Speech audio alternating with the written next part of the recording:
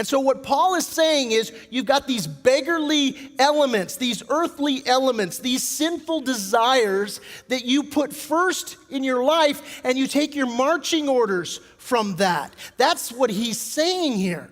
And so my question for you is, who do you take your marching orders from?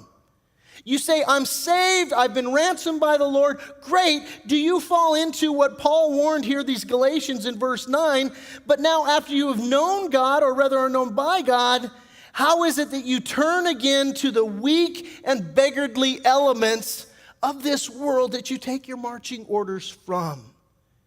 Hey, just right now here in your chair, just between you and God, would you listen to the Holy Spirit as He convicts you in your heart saying, listen, you're taking your marching orders from this or from that or this other thing.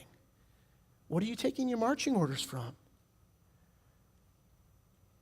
Are you taking your marching orders from pharmaceuticals? Are you taking your marching orders from alcohol, from drugs, from pornography? Are you taking your marching orders from your self-centeredness and hey, the world all revolves around me and everybody needs to serve me? Are you taking your marching orders from materialism?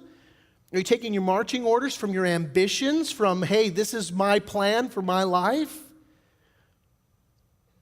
Are you taking your marching orders from the Lord? See, that's an incredible question. And what we have here is we've got this dual nature of redemption because God has redeemed you. But we looked at last week and we're talking about, okay, so is it that God has redeemed me? Is it that I got saved? Or is it that I gave my life to the Lord? What is it? How do we work this issue out? God has redeemed you. God chooses you, but you have to choose Him as well. Listen to this, Romans 6:16 says this, don't you realize that you become the slave of whatever you choose to obey? You can be a slave to sin, which leads to death, or you could choose to obey God, which leads to righteous living. See, there is a both and. We need to surrender to the Lord, and we need to receive that redemption that He's purchased for us, but we've got to cooperate with Him and walk in obedience with Him. We have to choose, what am I going to obey? Who are you obeying? Who are you taking your marching orders from?